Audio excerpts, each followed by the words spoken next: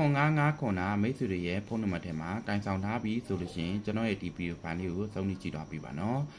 0959ခုဆိုတဲ့နံပါတ်တွဲလေးကဖုန်းနံပါတ်ပညာရမှာဆိုလို့ရှိရင်ကောင်းကျိုးတက်စားလို့ရှိရင်စိုးကျိုးကိုပို့ပေးတဲ့အတွက်ဒီနံပါတ်တွဲလေးကိုကျွန်တော်တို့ကအသုံးမပြုပါဘူးနော်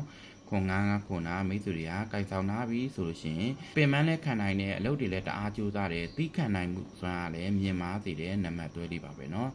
ဒါပေမဲ့လည်းဒီနံပါတ်တွဲလေးကစိတ်ဖိစီးမှုများစေတယ်တွေ့မှုများစေတယ်เนาะအလုပ်တွေလည်းတအားပင်ပန်းစေတယ်နောက်ပြီးတော့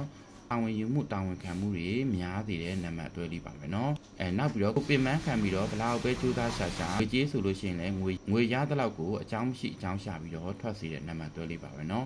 ကိုယ်ကိုလည်းအပေါ်ရန်သမားတွေဝင်းရံစေတတ်တဲ့လူနိုင်ခံထိစေနိုင်တဲ့နံပါတ်တွဲလေးပါပဲเนาะအိမ်အောင်ရေးအခြေရမေတ္တာကြီးမှာဆိုလို့ရှိရင်လည်းကိုယ်နဲ့တွေးချင်းမတူတာစိတ်ချင်းမတူတာကြောင့်လည်းစကားများပြဿနာများစေတဲ့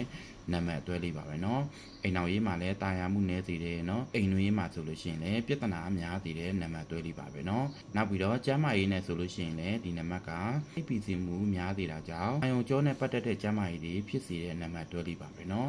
ဒီနံပါတ်တွဲလေးဒါမိတ်ဆွေတွေရဲ့ဖုန်းနံပါတ်ထဲမှာကင်ဆောင်ထားပြီးဆိုလို့ရှိရင်ပြောင်းလဲဖို့အတွက်ဒီခုဒီဗီဒီယိုဖိုင်လေးနဲ့ပြောပြပေးလိုက်ပါရနော်မိတ်ဆွေများအားလုံးကိုစိတ်နှပြကျန်းမာချမ်းသာကြပါစေ